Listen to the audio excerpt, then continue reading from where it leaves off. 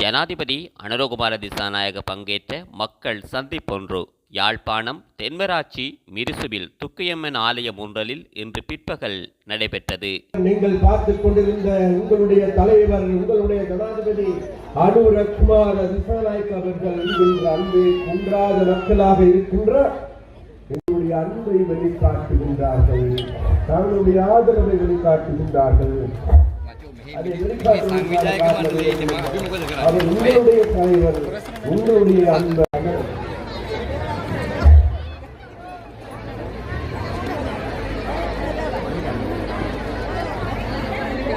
ஆம், இந்த 26 வருடங்களாக நாட்டை நாசமாக்கிய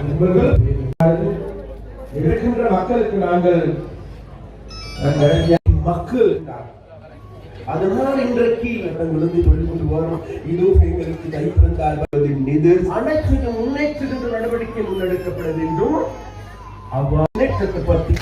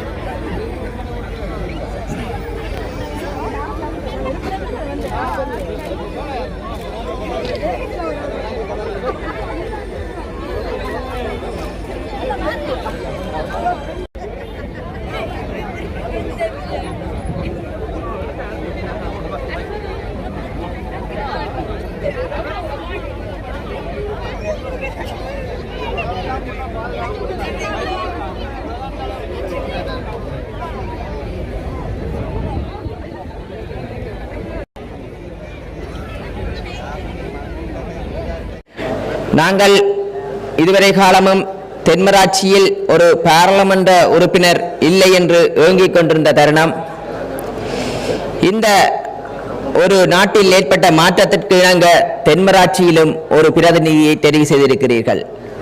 தென்மராட்சி என்ற கூறும்போதும் இதே படித்த மகளிர் குடியேற்ற திட்டத்தில் எனது பிறந்து வளர்ந்த இடமும் இதே இடம்தான், இதே பிரதேசம்தான். அதே நேரம் இந்த தென்மராட்சி என்பது விவசாயத்தில் செந்தளிப்பாக வாழ்ந்த பிரதேசம். அதுவும் படித்த மகளிர் குடியேற்ற திட்டமும் விவசாயத்திற்கு முன்னே காலத்தில் பேர் போனகா. நான் சிறுவயதில் இருந்தபோது இந்த பிரதேசம் என்பது தென்னை மரத்திற்கு மட்டுமில்லை, விவசாயத்திற்கும் சிறந்த ஒரு மண்ணாக விவசாயம் செய்த பூமியாக இருந்தது. தென்மராட்சிக்கு மரக்கரியே இங்கே இருந்து கொடிகாம சந்தைக்கு சென்ற காலம் இருந்தது. ஆனால் இன்று எல்லாமே அழிவடைந்து யுத்தத்துடன் தென்னை மரங்களும் அழிவடைந்து வெற்று ஒரு பிரதேசமாகவும் ஒதுக்கப்பட்ட பிரதேசமாகவும் இருக்கிறது. பலர் என்னிடம் கூறியிருந்தார்கள், இது அதிகளவான கிராம சேவையாளர் பிரிவுகளை கொண்ட பிரதேசம், நிலப்பரப்பு 20% அதிகமானது தென்மராட்சி பிரதேசத்துக்கே உரித்தானது. ஆனால் செல்லும் இடம் எல்லாமே வெறும் காணிகளாகவே இருக்கின்றன. பல இடங்களுக்கு சென்றிருந்தேன், தென்னை மரங்கள் இல்லாமல் காடும் பத்தையுமாக கிடக்கிறது. எமது அரசாங்கத்தை பொறுத்தவரைக்கும் இந்த முறை நாங்கள் அதிகளவான தென்னை வைப்பதற்காக நாங்கள் நிதியை ஒதுக்கி இந்த பிரதேசத்தை தென்னை வளத்திலும் அதிகரிக்கிறதுக்கு பிரசங்கம் பூண்டுள்ளோம். அதே நேரம் இந்த மக்களின் வேண்டுகோள் ஒன்று, குரங்கு தொல்லை அதிகமாக இருக்கிறது தென்மராட்சியில். பழங்கள் எல்லாமே குரங்குகளால் அழிக்கப்படுகின்றன.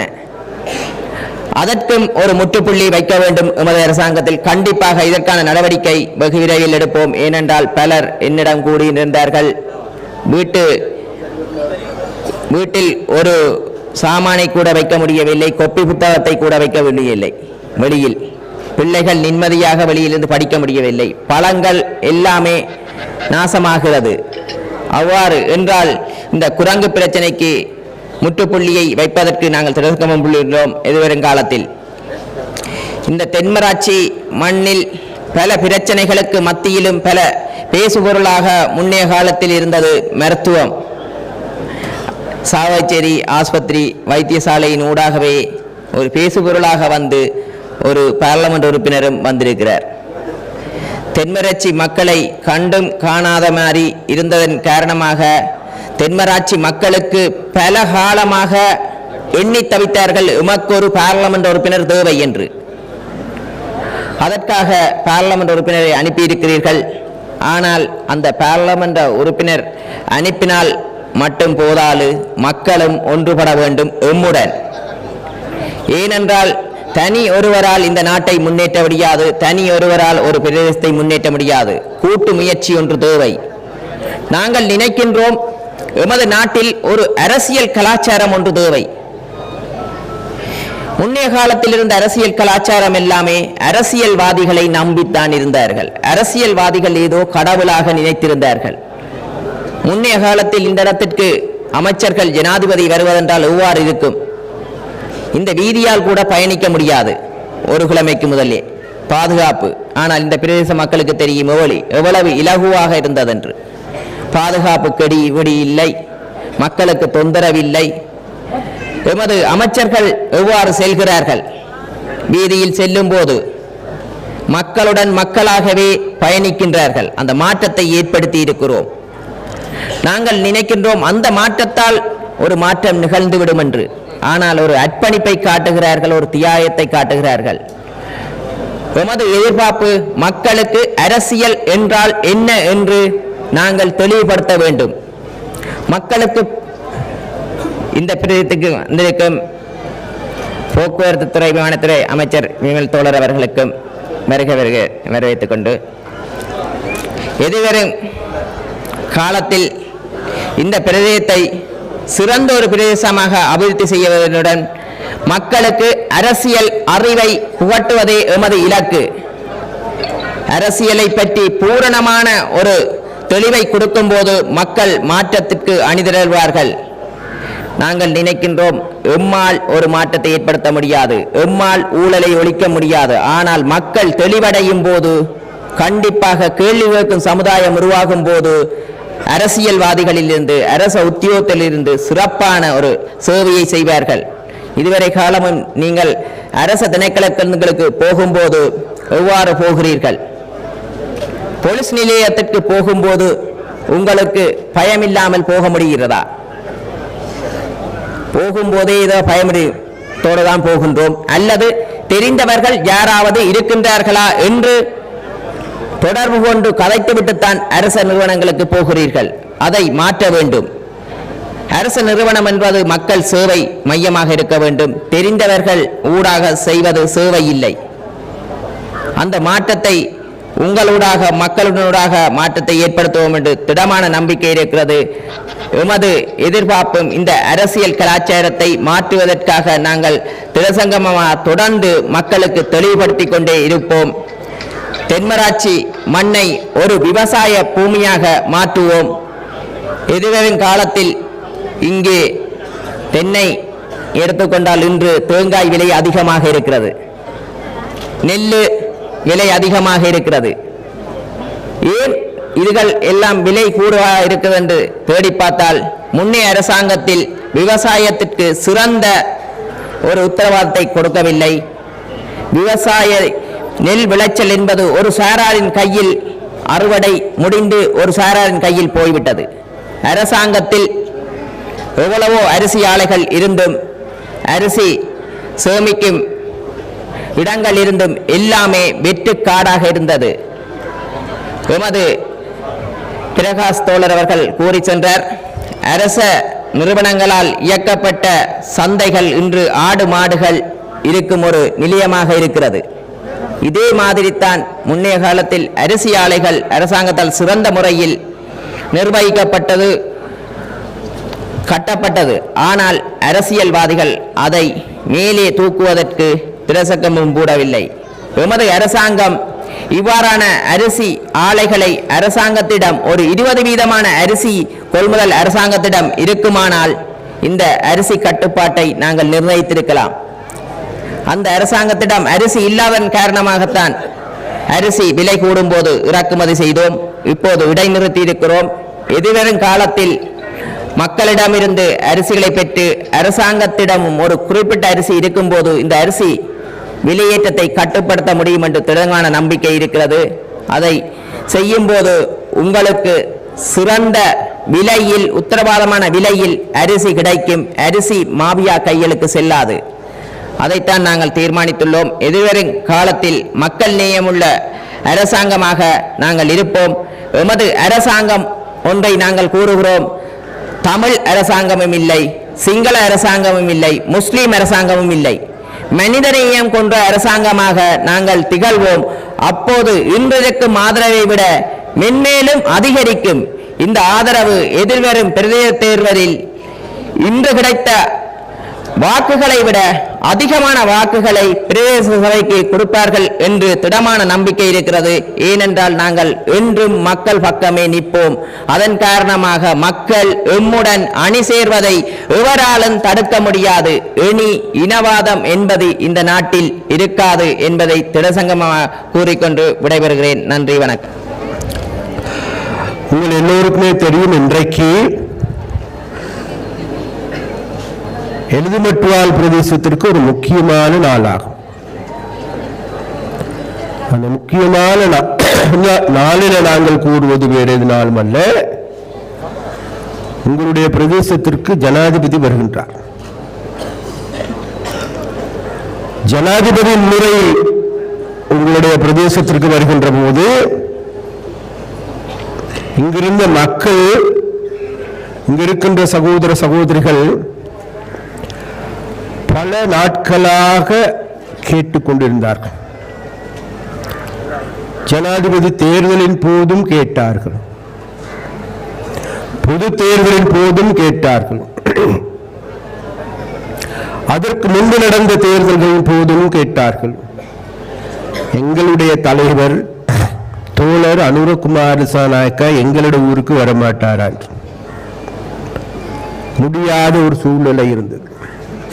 இருந்தாலும் அவர்களுடைய எதிர்பார்ப்பு, அவர்களுடைய கனவு அனைத்தும் நனவாகுகின்ற நாளாக இன்றைக்கு மாறியிருக்கிறது.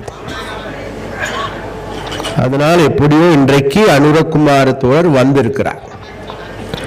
உங்களை பார்க்க போகின்றார், உங்களோடு பேச போகின்றார், உங்களுக்கு ஒரு புதிய கதையை சொல்லவும் போகின்றார்.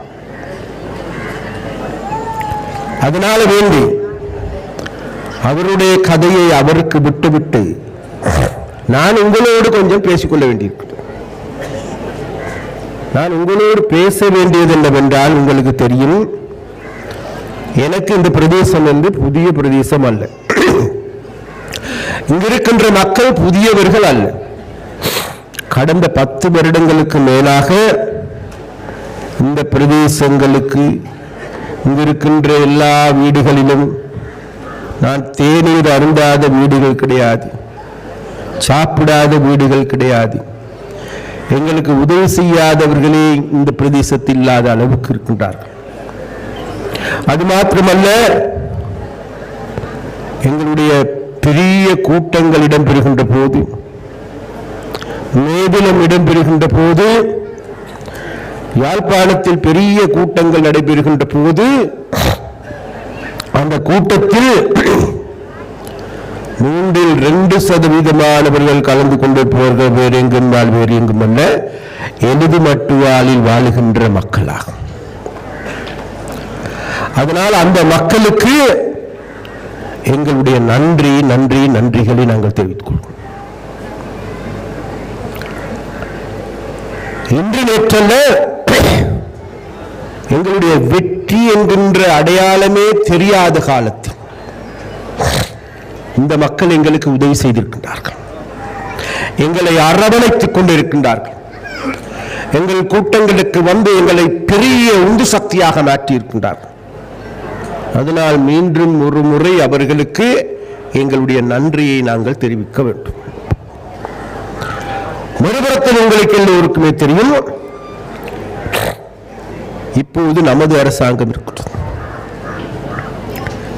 இந்த அரசாங்கத்தை நாங்கள் அமைப்பதற்கு கடந்து வந்த பாதை என்பது இலகுவான பாதை அல்ல, மிகவும் கஷ்டமான பாதை.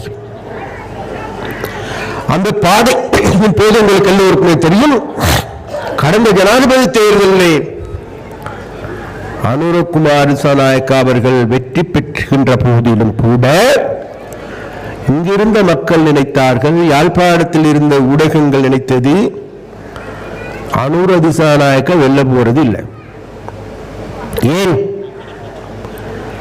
2019 ஆண்டு நடைபெற்ற தேர்தலின் போது அனுரவுக்கு கிடைச்ச வாக்கு 4 லட்சம் வாக்கு, 100க்கு 100% வாக்கு. கோட்டாபயாவுக்கு கிடைச்சி 69 லட்சம் வாக்கு. சஜித் பிரேமதாசாவுக்கு கிடைச்சது 45 லட்சம் வாக்கு, அனுரைக்கு 4 லட்சம். அப்படியானால் கணித சூத்திரத்தின்படி அனுரோட வெற்றி சாத்தியமே இல்லாத ஒன்று. ஆனால் நமக்கு எல்லோருக்குமே தெரியும், அரசியல் என்பது கணித விஞ்ஞானம் அல்ல. ஒரு சமூகத்தினுடைய மாற்றம் என்பது கணித விஞ்ஞானம் அல்ல, அது அதிவேகமாக பாய்ச்சலோடு முன்னகர்கின்ற ஒரு செயற்பாடே இந்த அரசியல் மாற்றமாகும். அதனால்தான் 4% இருந்தவர் இன்னைக்கு நாட்டினுடைய ஜனாதிபதியாக இருக்கின்றார். அப்ப இந்த சாதனையை புரிந்தவர்கள் வேறு யாரும் அல்ல, நீங்களாக, மக்களாக. மக்கள் என்ன நினைத்து இவ்வாறு வாக்களித்தீர்கள்? மக்கள் ஏன் இவ்வாறான ஒரு மாற்றத்தை செய்தீர்கள்? வேறு எதனாலும் அல்ல. நாங்கள் கூறிடும், இந்த நாட்டுக்கு ஒரு மாற்றம் தேவை. இந்த நாடு இவ்வாறே செல்ல முடியாது. இந்த நாட்டில் இருக்கின்ற ஆட்சியாளர்கள் இன்னைக்கு பிறக்கின்ற பிள்ளை மாத்திரமல்ல, கருப்பையில வளர்கின்ற பிள்ளையும் கூட 15 லட்சம் ரூபாய் கடன்காரனாக மாற்றப்பட்ட நாடு. முழு நாட்டில் வாழ்கின்ற 1 லட்சத்துக்கு அதிகமான இளைஞர்கள் போதைப் பொருளுக்கு அடிமையான நாடு. 1 லட்சத்துக்கு அதிகமான பெண்கள் விபச்சாரத்தில் ஈடுபடுகின்ற நாடு. 2021 ஆண்டு சிறுவர் பாதுகாப்பு அதிகார சபை சொல்லுகின்றது 3667 குழந்தைகள், 10 வயதுக்கு குறைவான குழந்தைகள் பாலியல் துஷ்பிரயோகத்துக்கு உள்ளாக்கப்பட்டிருக்கின்றார். இதை ஒரு நாள் நான் யாழ்ப்பாணத்தில் பற்றி சொல்லிக் கொண்டிருந்த கதை. கூடுதலாக இருந்தாங்க பெண்கள். ஒரு சில பெண்கள் அழுதார். நான் கேட்டேன், ஏனம்மா அழுகின்றீர்கள்? வேறு எதுனாலும் ஐயா, நீங்க சொல்லுகின்ற கணக்கு இருக்குத்தானே, அதல்ல உண்மையான கணக்கு. அதை விட 5 மடங்கு அதிகம் வெளியே வராமல் மூடி மறைக்கப்பட்டிருக்கிறது. ஏன் மறைத்திருக்கின்றோம்? எங்களுடைய குடும்ப கௌரவம் இல்லாது போய்விடும், பிள்ளையினுடைய மானம் இல்லாது போய்விடும், பிள்ளையினுடைய எதிர்காலம் புண்ணியமயமாகிவிடும். அதனால் மூடி மறைக்கப்பட்டிருப்பதை கூட. அப்படியானால் இன்றைக்கு எங்களுடைய பெண்கள், எங்களுடைய பிள்ளைகள் தனியாக நடமாட முடியாத ஒரு நிலைமை இருக்கின்ற போது, வீட்டில் தனியாக பெண் பிள்ளையை விட்டு செல்ல முடியாத போது, வீதியிலா, பஸ்ஸிலா, போக்குவரத்திலா தனியாக பெண்கள் செல்ல முடியாத ஒரு நிலைமை இருக்கின்ற போது, வீட்டில் உற்றார் உறவினர் அல்ல அப்படியும் கூட நம்பிவிட முடியாத நிலைமைக்கு தள்ளப்பட்டிருக்கின்ற போது, இந்த நிலைமை இதை தொடர வேண்டுமா? நாளைக்கு நமது பிள்ளைகள், நமது பேர பிள்ளைகளாவது இந்த நாட்டில் நிம்மதி பெருமூச்சு விட வேண்டாமா? நாளைக்கு எங்களுடைய பிள்ளைகளுக்காவது நல்லதொரு எதிர்காலத்தை உருவாக்க வேண்டாமோ? நாளைக்கு எங்களுடைய இளைஞர்களை, யுவதிகளை இந்த போதைப் பொருளில் இருந்து மீட்டெடுக்க வேண்டாமா இல்லையா என்கின்ற கேள்வி இருக்கின்றது. அந்த கேள்வியின் பொழுது இங்கிருக்கின்ற அனைத்து மக்களும் கூறுகின்ற ஒரே வார்த்தை வேறு எதுவுமல்ல, இல்லை எங்களுக்கு இல்லாவிட்டாலும் பரவாயில்லை, எங்களுடைய பிள்ளைகளுடைய எதிர்காலம் சிறந்த எதிர்காலமாக அமைய வேண்டும் என்று கேட்டுக்கொண்டார். அதன் அடிப்படையில் அந்த நோக்கத்தை ஈடு செய்வதற்காகவே நாங்கள் அரசியல் செய்தோம். அது மாத்திரமல்ல, அந்த நோக்கமே எங்களுடைய கொள்கையாக இருந்தது. அந்த நோக்கத்தின் அடிப்படையிலேயே நாங்கள் எங்களுடைய அரசியல் செயற்பாடுகளை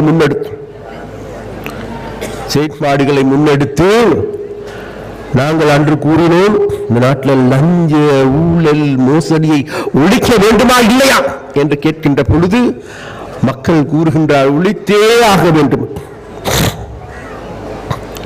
நாங்கள் கடந்த ஜனாதிபதி தேர்தலின் போதும் பொது தேர்தலின் போதும் நாட்டு மக்களை சந்திக்க சென்ற போதும் யாழ்ப்பாணம் முழுவதும் இரவு பகலாக சென்றுகின்ற பொழுது மக்கள் என்ன சொன்னார்கள்?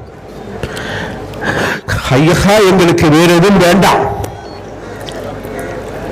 போதை இருந்து எங்களுடைய பிள்ளைகளை மீட்க வேண்டும், வாழ்வற்ற கும்பலில் இருந்து எங்களை மீட்க வேண்டும், எங்களுடைய பிள்ளைகள் சுதந்திரமாக நடமாடுகின்ற சூழல் ஏற்பட வேண்டும், அல்லது ஐஸ் ஹெரோயின் போன்ற போதைப் பொருள் நச்சு பொருள் இருந்து இந்த போதைப் பொருள் என்கின்ற அரக்கனிடமிருந்து எங்களுடைய பிள்ளைகளை மீட்டெடுக்க வேண்டும், அதற்கு ஆவணம் செய்கிறீர்களா என்று கேட்டார்கள். அதுதான் மக்களுடைய பிரதான எதிர்பார்ப்பாக இருந்தது. அந்த வகையில் நாங்கள் மக்களிடம் மிக தெளிவாக சொன்னோம், ஜனாதிபதி தேர்தலுக்கு முன்னர் அனுரத்தோழர் யாழ்ப்பாணத்துக்கு வந்தாங்க. அன்றுதோழர் யாழ்ப்பாணத்திற்கு வருகை தந்து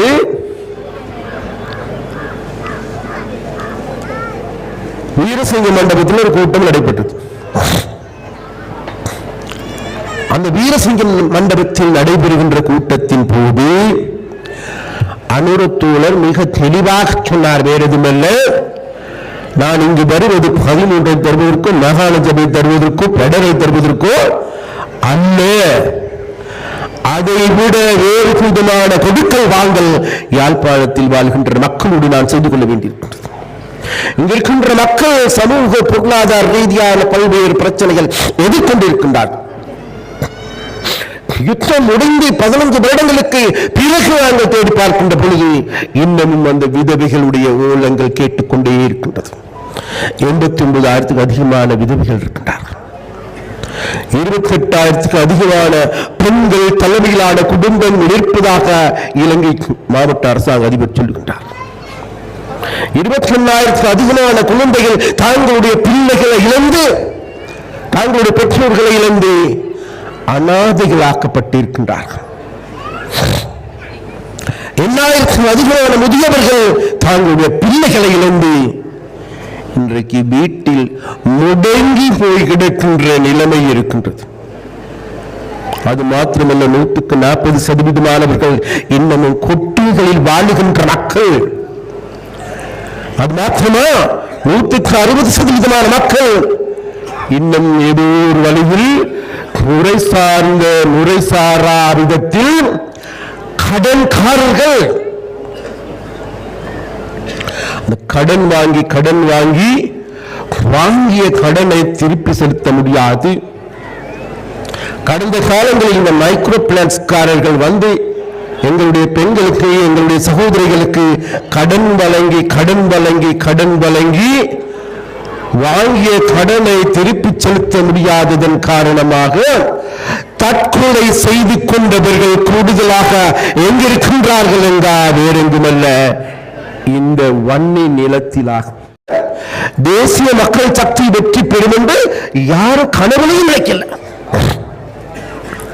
கனவுலையும் நினைக்காததன் காரணமாகத்தான் உங்களுக்கு கடந்த ஜனாதிபதி தேர்தலின் போது அனுரவுக்கு கூடுதலாக வாக்களிக்கல மக்கள், யாழ்ப்பாணத்தில் மக்கள்.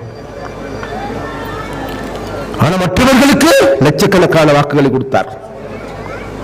அனுரக்கு 28,000 வாக்குகள் மாத்திரமே கொடுத்தார். அந்த நேரத்தில் அனுரத்தோடு அடுத்த நாள் செய்தியாளர் மகாநாடு நடத்தும் போது சொன்னார், யாழ்ப்பாணத்தில் சஜித்துக்கு 1,00,000 வாக்கு, ரணிலுக்கு 80,000 வாக்கு, மற்றவர்களுக்கு 80,000 வாக்கு, எங்களுக்கு வெறும் 28,000 வாக்கு. ஆனால் அந்த 21,000 வாக்குகள் என்பது வாக்கு வீத அதிகரிப்பில் யாழ் மாவட்டம் முதலாவது இடம் இலங்கையிலேயே. அதனால் யாழ் மாவட்டம் என்பது வாக்கு வீத அதிகரிப்பில் முதலாவது ஸ்தானத்துக்கு எங்களை உயர்த்தி வைத்திருக்கின்றார்கள். அதனால் எங்களுக்கு நம்பிக்கை இருக்கின்றது, எதிர்வரும் பொது தேர்தலில் அந்த மக்கள் முழு நாட்டுக்கும் சவால் விடுகின்ற அளவுக்கு எங்களை மாவட்டத்தில் முதலாவது கட்சியாக உயர்த்துவார்கள் என்று கூறினார்கள்.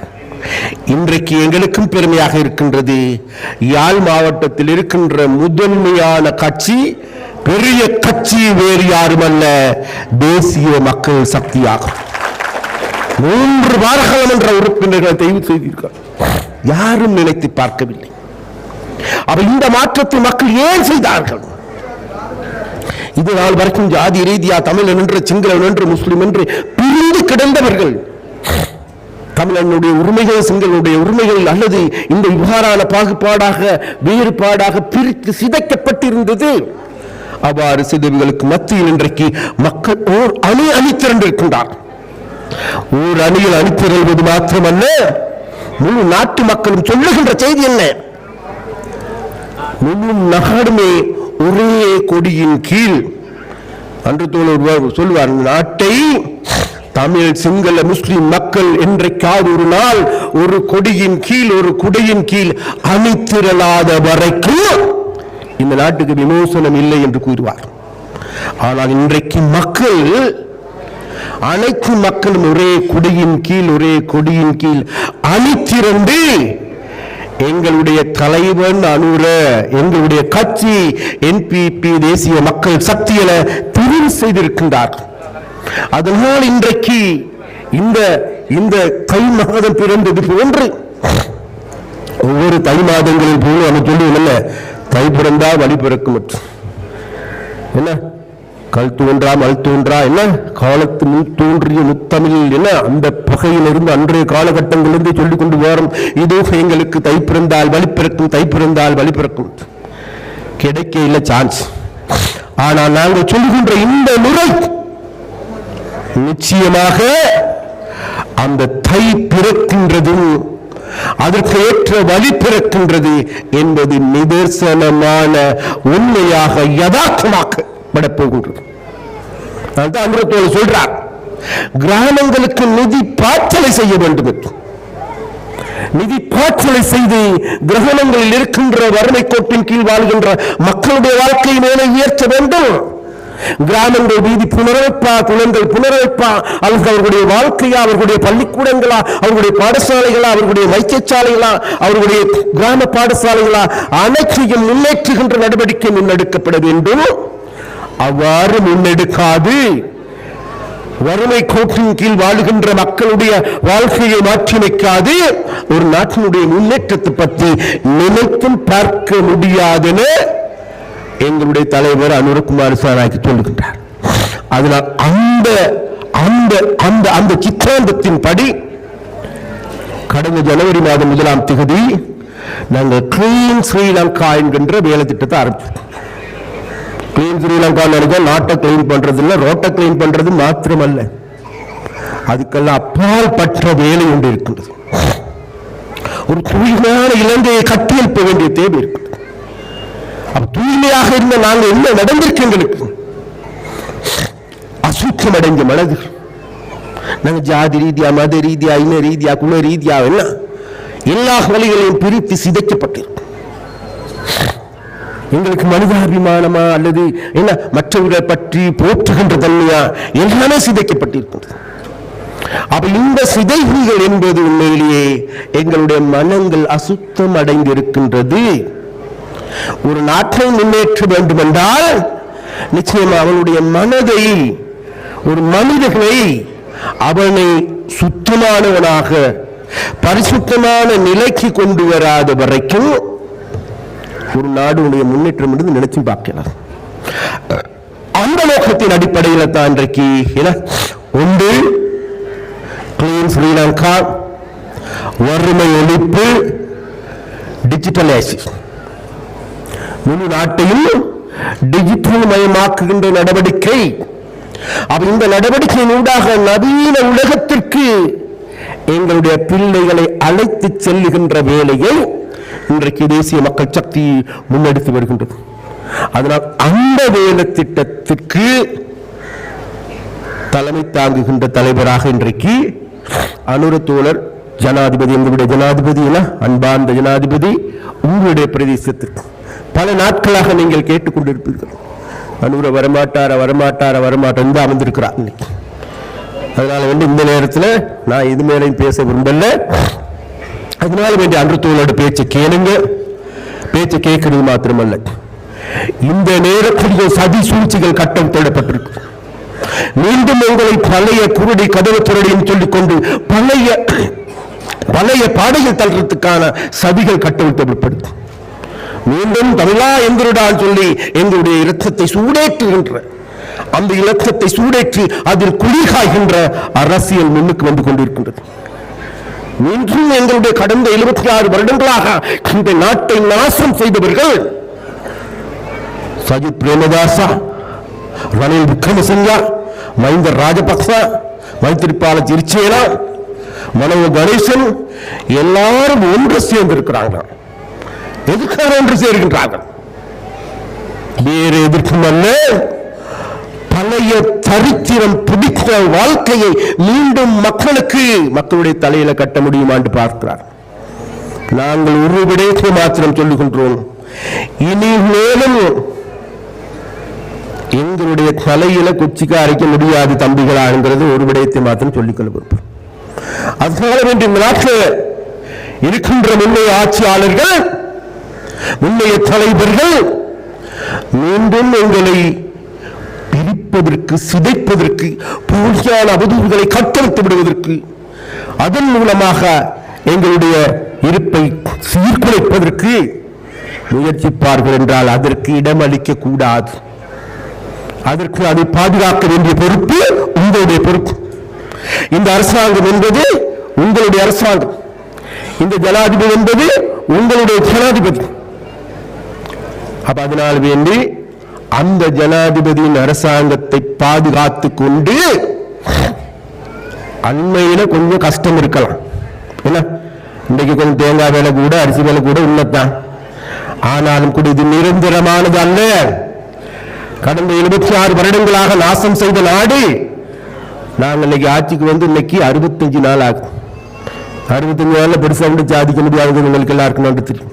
ஆனால் சாதிப்போம், சாதித்தே தீர வேண்டும். அந்த சாதனைக்கு உரியவர்கள் வேறு யாரும் அல்ல, நீங்களா.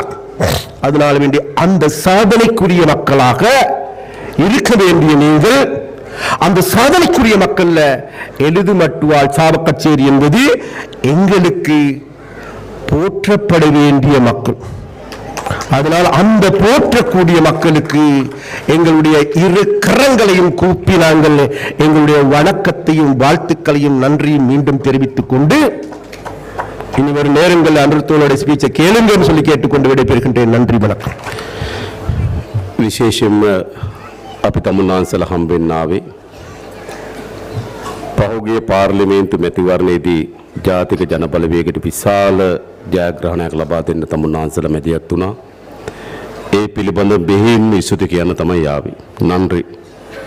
நாங்கள் இந்த நேரத்திலே உங்களை சந்திக்க வந்தது, கடந்த கால தேர்தல்களிலே நீங்கள் எங்களுக்கு மிகப்பெரிய வெற்றிகளை பெற்று தந்திருக்கின்றீர்கள். அந்த வெற்றிகள் தொடர்பாக உங்களுக்கு நன்றி, தலைவணக்கம் என்று கூறிக்கொள்வதற்காகவே விசேடமாக நாங்கள் இந்த நேரத்திலே இங்கு வருகை தந்தோம். පසුගිය ජනාධිපතිවරණයේදීත් මහමැතිවරණයේදීත් තමුන්නාන්සලා ඉතාමත් නිර්භීත තීන්දුවක් ගත්තා. கடந்த ஜனாதிபதி தேர்தலிலும் அதே போன்று பாராளுமன்ற தேர்தலிலும் நீங்கள் மிகவும் ஒரு துணிச்சலான முடிவை எடுத்திருக்கிறீர்கள்.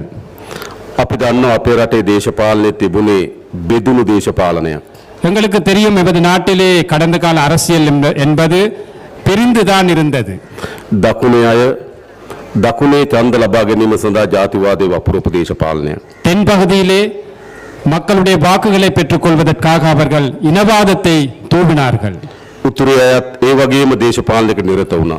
வட பகுதியிலும் அதே போன்ற ஒரு அரசியல் தான் காணப்பட்டது. පොඩි කාලයක් නෙවෙයි. ஒரு குறுகிய காலம் அல்ல, පරම්පරා ගණනාවක් දශක ගණනාවක් අපේ රටේ මේ බෙදුණු දේශපාලනය තිබුණා. பல பரம்பரைகளாகவும் பல தசாப்த காலமாகவும் இவ்வாறான அரசியல் தான் எமது நாட்டிலே காணப்பட்டது. හැබැයි පහුගිය මහමැතිවරණයේදී ඒ මුළු බෙදුම්වාදී දේශපාලන පරාජයට පත් කරලා ஆனால் கடந்த பாராளுமன்ற தேர்தலிலே அந்த பிரிந்திருந்த பிரிவினைவாத அரசியலை தோற்கடித்து விட்டு රට එකතු කරන්න නාට්‍ය- ජනතාව එකතු වෙන්න ඕන කියලා නිර්භීත තීරණයක් තමුන්වහන්සේලා ගත්තා. නැවත වතාවක් ඒ පිළිබඳ ස්තුතියි. நாட்டை ஒன்று சேர்க்க வேண்டும், நாங்கள் ஒன்றிணைய வேண்டும் என்ற அந்த துணிச்சலான முடிவை எடுத்து தொடர்பாக மீண்டும் ஒரு முறை நாங்கள் நன்றி தெரிவிக்கின்றோம். ඒක උතුර දකුණ එකතු කරපු මැතිවරණයක් බවට ඉතිහාසගත වෙනවා. அந்த தேர்தல் வடக்கு தெற்கு ஒன்றிணைக்கப்பட்ட ஒரு தேர்தலாக வரலாற்று பதிவுகளை ஏற்படுத்தும் அந்த தேர்தல். ඒ විතරක් නෙවෙයි මේ මැතිවරණ ඉතාමත් වැදගත් කරුණු ගොඩක් ගැබ්බෙලා තිබෙනවා. அது மட்டுமல்ல, அந்த தேர்தலிலே மிகவும் முக்கியமான பல விடயங்கள் அதில் உள்ளடங்கி இருக்கின்றது. පරම්පරා ගණනාවක් දශක ගණනාවක් අපේ රටේ දේශපාලනය පවුලෙන් පවුලට මාරු වෙච්ච දේශපාලනයක් තිබුණා. பல தசாப்த காலமாக பல பரம்பரைகளாக வாழையடி வாழையாக ஒவ்வொரு குடும்ப ஆட்சிகள் தான் எமது நாட்டிலே காணப்பட்டது. ඒ දේශපාලනේ පරාද කරන්න සමත් වුණා පහුගිය මැතිවරණවලදී. அந்த குடும்ப ஆட்சிகளை தோற்கடிப்பதற்கும் அந்த கடந்த கால தேர்தல்களிலே நீங்கள் முடிவு செய்தீர்கள். කොහොමද අපේ රටේ දේශපාලනේ තිබුණේ? எப்படி எமது நாட்டின் அரசியல் இருந்தது? අම්මා අගමැති, තාත්තා අගමැති, දුව ජනාධිපති. அப்பா பிரதமர், அம்மா பிரதமர், மகள் ஜனாதிபதி. එහෙම නේද? அப்படித்தானே? ඒ විතරක් නෙවෙයි. අයියා ජනාධිපති, මල්ලි ජනාධිපති. அது மட்டுமல்ல, அண்ணன் ஜனாதிபதி, தம்பியும் ஜனாதிபதி. මාමා ජනාධිපති, බෑන ජනාධිපති. மாமா ஜனாதிபதி, மருமகன் ஜனாதிபதி. කොච්චර කාලයක්ද? எவ்வளவு காலம்? දශක 7කට වඩා වැඩි කාලයක් අපේ රටේ එහෙම දේශපාලනයක් තිබුණා. 7 தசாப்தங்களுக்கும் கடந்து அந்த அரசியல் தான் காணப்பட்டது. ගිය ජනාධිපති ඡන්දෙත් එහෙමයි. கடந்த ஜனாதிபதி தேர்தலும் அப்படித்தான். කවුද අපිට එරෙහිව හිටපු තුන් දෙනා? எங்களுக்கு எதிராக இருந்த 3 பேர் யார்? එක්කෙනෙක් ජනාධිපතිගේ බෑන කෙනෙක්. ஒருத்தர் ஜனாதிபதி, ஒருத்தருடைய மருமகன், තව කෙනෙක් ජනාධිපතිගේ පුතා කෙනෙක්. இன்னொருத்தர் ஜனாதிபதியின் மகன், අනිත් කෙනත් ජනාධිපතිගේ පුතා කෙනෙක්. மற்றவரும் ஜனாதிபதியின் மகன். එහෙම නේද? அப்படித்தானே? හැබැයි මොකද වුනේ? ஆனால் என்ன நடந்தது? ඒ පෞල් පාලනයන් ඔක්කොම බිඳවට්ටලා පොදු ජනයාගේ ආණ්ඩුවක් ගොඩනගන්න මේ රටේ ජනතාව සමත් වෙලා තිබෙනවා. அந்த குடும்ப ஆட்சிகளை தோற்கடிக்கப்பட்டு இந்த நாட்டிலே சாதாரண மக்களுடைய ஒரு ஆட்சியை அமைப்பதற்காக இந்த நாட்டு மக்கள் முடிவு செய்தார்கள். ඒකත් විශේෂ අත්දැකීමක් ඒ මැතිවරණයේ තිබුණු. அதுவும் ஒரு விசேடமான அனுபவம் தான் அந்த தேர்தலிலே காணப்பட்ட. ඒ විතරක් නෙවෙයි උඩ පන්තියක් තමයි මේ රට පාලනය කරේ. அதே போன்று ஒரு வர்க்கம் தான் இது நாள் வரையும் இந்த நாட்டிலே ஆட்சி அதிகாரத்தில் இருந்தார்கள். ජනතාවට උඩින් තිබුණු දේශපාලනයක් තමයි තිබුණේ. மக்களுக்கு உயர்ந்த மட்டத்திலே, மக்களுக்கு நெருங்க இயலாத அளவிலே தான் அரசியல் අන්න ඒ காணப்பட்டது. දේශපාලන මුළුමනින්ම පරාජයට පත් කරලා அந்த அரசியலை முற்றாகவே தோற்கடிக்கப்பட்டு තමුන්නාන්සේලා අපි එකම පන්තියේ මිනිස්සු. நீங்களும் நாங்களும் ஒரே வர்க்கத்தின் மக்கள். අන්න අපි එකතු වෙලා ආණ්ඩුවක් හදලා තිනවා. ஆகவே நாங்கள் சேர்ந்துதான் இந்த அரசாங்கத்தை அமைத்திருக்கின்றோம். හොඳද නරකද? நல்லமா கெட்டதா? නල්ලම. දැන් එන මොකද තියෙන්නේ? அப்ப என்ன நாங்கள் செய்ய வேண்டும்? තමුන්නාන්සේලා අප කරේ විශ්වාසය තබලා ආණ්ඩුවක් ඇදුවා. நீங்கள் எம்மீது நம்பிக்கை வைத்து ஒரு அரசாங்கத்தை அமைத்துள்ளீர்கள். එහෙනම් අපේ වගකීම තමයි ඒ විශ්වාසය රකින්න එක. ஆகவே எமது பொறுப்பு தான் அந்த நம்பிக்கையை நாங்கள் தக்க வச்சுக் கொள்ளணும், நம்பிக்கைக்கு பொறுப்பு கூற வேண்டும். අපි යන්නේ විශ්වාසය රකින්න. அந்த நம்பிக்கையை நாங்கள் பாதுகாப்போம். අපි අපේ රටේ දේශපාලනයේ ආර්ථිකයේ මේ සමාජයේ විශාල පරිවර්තනයක් වෙනසක් කරන්න අපි බලාපොරොත්තු වෙනවා. நமது நாட்டிலே அரசியலில், பொருளாதாரத்தில், சமூகத்தில் பாரிய ஒரு மாற்றத்தை செய்வதற்காக நாங்கள் முயற்சி எடுக்கின்றோம். අපේ රටේ දේශපාලනය තියෙන්නේ කොහොමද? நமது நாட்டில் அரசியல் இருப்பது எப்படி?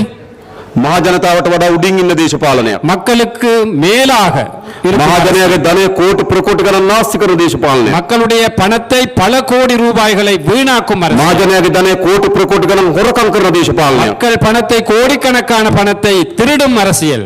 පවුල් වලින් පවුල් වලට මාරු වෙන දේශපාලනයක්. குடும்பத்திலிருந்து இன்னொரு குடும்பத்திற்கு மாறும் அரசியல். අන්න ජාතික ජනබලවේගයේ ආණ්ඩුව ஆகவே தேசிய மக்கள் சக்தியின் அரசாங்கம் ඒ දේශපාලන මුළුමනින්ම වෙනස් කරනවා. அந்த அரசியலை முற்றாகவே நாங்கள் மாற்றி அமைப்போம். හොඳයිනේ. நல்லமா? හොඳයිනේ. ඒ කියන්නේ මොකද්ද? ජනතාවත් එක්ක ඉන්න දේශපාලනයක් අපි මේ රටේ හදනවා. அதாவது மக்களோட மக்களாக இருக்கும் ஒரு அரசியலை நாங்கள் கட்டி எழுப்புவோம். මහජනයාගේ දේපල மக்களுடைய சொத்துக்கள் නාස්ති නොකරන දේශපාලනයක් හදනවා. வீண் விரயம் செய்யாத ஒரு அரசியலை நாங்கள் அமைப்போம். දැන් තමුන්වන්සලා දන්නවනේ මේ කංකසන්තුරේ ජනාධිපති මන්දිරයක් තියෙනව නේද? உங்களுக்கு தெரியுமா இந்த காங்கேசன்துறையில ஜனாதிபதி மாளிகை ஒன்று இருக்கு? දැකලා තියෙනවද? கண்டிருக்கிறீங்களா? අක්කර කීයද? எத்தனை ஏக்கர்? 19. 19 ஏக்கர். අක්කර 19ක විශාල ජනාධිපති මන්දිරයක්. 19 ஏக்கர் பெரிய ஒரு மாளிகை ஒன்று, ஜனாதிபதி மாளிகை. අර කමල හසන් හිටපු චිත්‍රපටියක් දැකලා තියෙනව නේද? 29. 29 ஏக்கராம. කංකසන්තුරේ විතරක් නෙවෙයි තියෙන්නේ. இப்ப ஜனாதிபதி மாளிகைகள் காங்கேசன்துறையில மட்டுமா இருக்கு? නුවරඑළිය තියෙනවා. நுவரெலியாவில் இருக்கு, අනුරාධපුරේ තියෙනවා. அனுராதபுரத்தில் இருக்கு, මයියංගනේ තියෙනවා. ஐயங்கனையில இருக்கு, කතරගම තියෙනවා. அதிர்காமத்தில் இருக்கு, කොළඹ තියෙනවා. கொழும்புல இருக்கு, නුවර තියෙනවා. கண்டியில இருக்கு. ජනාධිපති ඉන්න ගෙවල්. ஜனாதிபதிக்கு இருக்கிறதுக்கான மாளிகைகள். අර කමල හසන්ගේ චිත්‍රපටයක් තිබ්බ දන්නවද? இந்த கமலஹாசன் ஒரு படம் ஒன்று இருந்துச்சு தெரியுமா? ஞாபகம் வருதா? මොකද්ද? என்ன படம்? என்னது? දසවදාර. தசாவதாரம் என்று. ඉතින් අපේ රටේ හිටපු ජනාධිපතිවරු දසවදාර වගේ. ஓ, எமது நாட்டில் இருந்த முன்னாள் ஜனாதிபதிமார்களும் தசாவதாரம் போன்றவர்கள் தான். නැත්තම් මෙහෙම ගෙවල් කොටක ඉන්න පුළුවන්ද? இல்லாவிட்டா இப்படி எத்தனை என்ன நிறைய வீடுகள் தேவைப்படுமா? බෑනේ. தேவையில்லை. අපි යන්නද කිව්වා. මේ යාපනයේ තියෙන ජනාධිපති මන්දිරේ තමුන්වන්සලා යෝජනා කරන්න හොඳ ව්‍යාපෘතියකට අපි ඒක බාර දෙනවා. நாங்கள் இன்று காலையில் இடம்பெற்ற அபிவிருத்தி குழு கூட்டத்திலே தோழர் சொன்னாராம், இந்த யாழ் மாவட்டத்துக்கு பிரயோசனமான வகையிலே அதை பயன்படுத்துவதற்காக ஏதாவது திட்டம் ஒன்று இருந்தால் சமர்ப்பீங்கள் என்று. තමුන්වන්සලාට ඕන ජනාධිපති මන්දිරයක් ඕනද? உங்களுக்கு தேவையா ஜனாதிபதி மாளிகை உண்டு? ඉල්ලේ. ඉතින් මටත් එපා. தோழருக்கும் வேணாமாம் ஜனாதிபதி. එහෙනම් මොකද කරන්න ඕන? என்ன செய்ய வேணும்? ඒක අපි හොඳ මේ පළාතට සේවයක් වෙන ව්‍යාපෘතියකට ඒක පවර්ලා දෙනවා. அப்படி என்றால் அந்த மாளிகையை இந்த பகுதிக்கு தேவையான மாதிரி பிரயோசனமிக்க ஒரு திட்டமாக நாங்கள் அமைக்க வேண்டும். කැම්පස් එකකට හොඳයි නම් කැම්පස් එකක් දාමු. ஒரு பல்கலைக்கழகத்துக்கு தேவையாக இருந்தால் පුස්තකාලයකට හොඳයි නම් පුස්තකාලයක් දාමු. ஒரு நூலக சாலை தேவை என்றால் அதில் அதை போடுவோம். මහජනයාගේ ධනය මේ නාස්ති කරන දේශපාලනය නතර කරන්න ඕන. மக்கள் பணத்தை வீண் விரயம் செய்யும் இந்த அரசியலை நாங்கள் மாற்றி அமைக்க අපි ඒක வேண்டும். නතර කරලා තියෙනවා. நாங்கள் அதை மாற்றி இருக்கின்றோம். අන්නේ දේශපාලන වෙනස මේ රටේ ජනතාව අපේක්ෂා කරා. அந்த மாற்றத்தை தான் இந்த நாட்டு மக்கள் எதிர்பார்த்தார்கள். වංචා දූෂණ නාස්ති කරන නාස්තිය නතර කරන දේශපාලන අපේක්ෂා කරා. ஊழல், மோசடி, வீண் விரயம், திருட்டுத்தனத்தை நிறுத்தும் அரசியல் தான் மக்கள் எதிர்பார்த்தார்கள். ඒක අපි කරනවා. அதை நாங்கள் செய்வோம். ඊළඟ වැදගත්ම දේ තමයි அடுத்த முக்கியமான விடயம் தான் අපේ රටේ ආර්ථික විශාල වෙනසක් අවශ්‍යයි. பொருளாதாரத்துறையிலே நமது நாட்டிலே பெரிய ஒரு மாற்றம் ஒன்று தேவைப்படுது. අපේ රටේ ධනෙ එකතු වෙලා ඉන්න ඉතා කුඩා පිරිසක් අතර நமது நாட்டிலே வளம், நிதி எல்லாமே ஒரு குறுகிய ஒரு குடும்ப அல்லது ஒரு வர்க்கத்தின் கையில் தான் குவிஞ்சிருக்கு. මේ ළඟදී වාර්තාවක් ආවා. இந்த அண்மையிலே ஒரு அறிக்கை வந்தது. ඒ වාර්තාව අනුව அந்த அறிக்கைக்கு இணங்க අපේ රටේ අපනයන කරන අයගේ ආදායමින් 90ක් දෙන්නේ අපනයනකරු 10%ක්.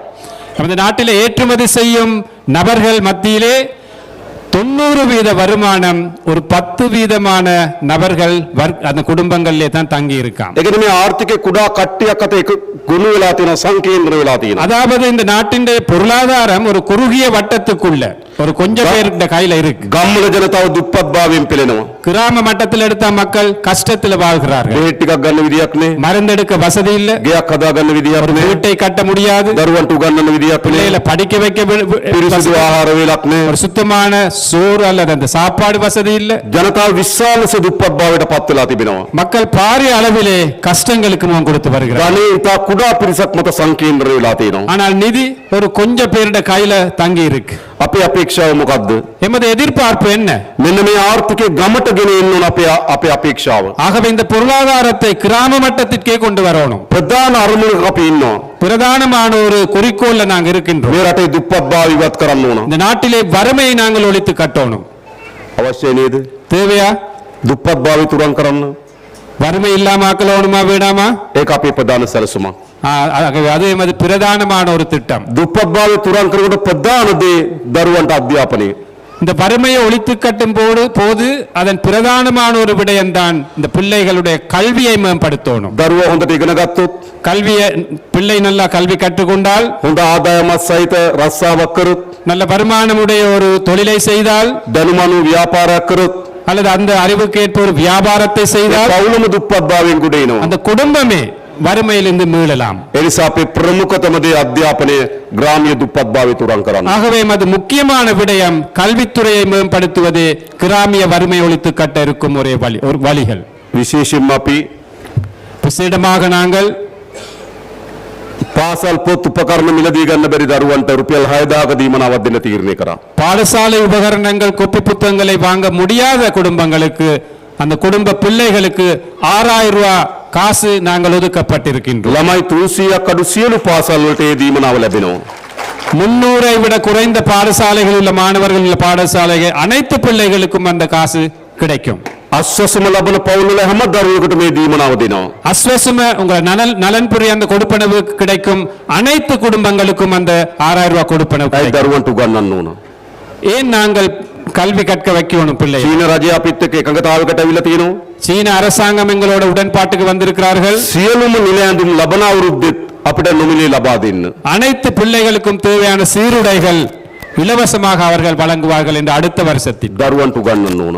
பிள்ளைகளை படிக்க வைக்கணும். ළමයි 250ට අඩු හැම පාසලෙම දරුවෙකුට සපත්තු මිලදී ගන්න රුපියල් 3000ක දීමනාවක් දෙනවා. 250 பிள்ளைகளுக்கு குறைவாக படிக்கும் அனைத்து பாடசாலை மாணவர்களுக்கும் சப்பாத்துக்களை கொள்வனவு செய்வதற்காக 3000 ரூபாய் காசு ஒதுக்கப்பட்டிருக்கு. ඒ වගේම අපි මේ අවුරුද්දේ அதே போன்று நாங்கள் இந்த வருடம் කවරෝ පාසල ගුරු පුරප්පාඩු තියෙනවා නම් எந்த ஒரு பாடசாலையிலும் ஆசிரியர் பற்றாக்குறை இருக்குமானால் ඒ පුරප්පාඩු ඔක්කොම පුරවන්න අපි තීරණයක් අරන් තියෙනවා. அந்த அனைத்து குறைபாடுகளை நிவர்த்தி செய்ய நாங்கள் திட்டமிட்டு இருக்கின்றோம். පාසල් වල අඩුපාඩුකම් තියෙනවා නම් பாடசாலைகளிலே குறைபாடு இருக்கின்றதால் උපරිම උත්සාහ කරන්න පාසල් ටික හදලා දෙන්න. நாங்கள் உயர்ந்தபட்ச முயற்சி எடுப்போம் அந்த குறைபாடுகளை செய்து கொடுப்பதற்காக. යාපනයේ පුස්තකාලේ யாழ் நூலக சாலை තවත් දියුණු කරන්න අපි මේ අයවෙන් සල්ලි වෙන් කරන්න බලාපොරොත්තු වෙනවා. இன்னும் வளர்ப்பதற்கு அபிவிருத்தி செய்வதற்கு நாங்கள் இந்த பட்ஜெட்டில் காசு ஒதுக்குகிறோம். මේ ගම්වල දුප්පත් භාවය නැති කරන්න නම් இந்த கிராமத்திலே வறுமை ஒழித்து கட்ட வேண்டுமானால் දරුවෝ ඉගෙන ගන්න ඕන. பிள்ளைகள் படிக்க வேண்டும். ආණ්ඩුවේ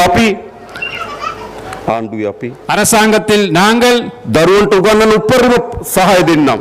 பிள்ளைகளை படிப்பிப்பதற்கு நாங்கள் உயர்ந்தபட்ச உதவியை வழங்குகிறோம். ලෑස්තිද? தயாரா? දරුවන්ට උගන්වන්න. பிள்ளைகளை படிப்ப வைப்பதற்கு ඒක තමයි දුප්පත් භාවයෙන් ගොඩ එන්න තියෙන අපිට එකපාරක්. அதுதான் வறுமையிலிருந்து மீளெழுவதற்காக இருக்கும் ஒரு பாதை, ஒரு ඒ வழி. විතරක් නෙවෙයි. அது மட்டுமல்ல, අපේ තරුණ පරම්පරාව දරු පරම්පරාවේ මද්ද්‍රව්‍ය ඌදෙනින් බේර ගන්න ඕන. இந்த எமது இளம் சமுதாயத்தை இந்த போதை வஸ்திலிருந்து நாங்கள் மீளெடுக்கணும், අපිට மீட்டெடுக்கணும். විශාල ලෙස වාර්තා වෙමින් තිබෙනවා යාපනයේ දිස්ත්‍රික්කයේ මද්ද්‍රව්‍ය වසංගත ගොදුරු වෙමින් තිබෙන බව. எங்களுக்கு அறிக்கைகள் வருது, தகவல்கள் வருது. இந்த யாழ் மாவட்டத்திலே அதிகளவாக இளைஞர்கள் போதை வஸ்துக்கு இரையாகி வருகிறார்களாம். අපි විශේෂ ආරක්ෂක මෙහෙයුම් මධ්‍යස්ථ කරනවා මේ මද්ද්‍රව්‍ය තුරන් කිරීම සඳහා. நாங்கள் விசேடமான ஒரு திட்டத்தை மேற்கொள்கின்றோம். இந்த හැබැයි ජනතාවගේ සහාය අවශ්‍යයි. மக்களுடைய ஒத்துழைப்பும் அதுக்கு எங்களுக்கு தேவைப்படுது. හැම ගෙදරටම පොලිසියෙන් දාන්න, எல்லா வீடுகளுக்கும் போலீஸ்ல හැම පාරකටම පොලිසියෙන් දාන්න බෑ. எல்லா வீதிகளுக்கும் போலீசார விட இயலாது. ජනතාව සහාය දෙන්න ඕනේ මේ මත්ද්‍රව්‍ය උදුරේ රට බේර ගන්න. மக்களும் ஒத்துழைப்பு வழங்க வேண்டும், ஆதரவு வழங்க வேண்டும் இந்த போதை வஸ்து இல்லாமல் ஆக்குவதற்கு. සහාය දෙන්න ලෑස්තිද? ஒத்துழைப்பு வழங்க தயாரா? වැඩේ කරන්න ඕන අපි.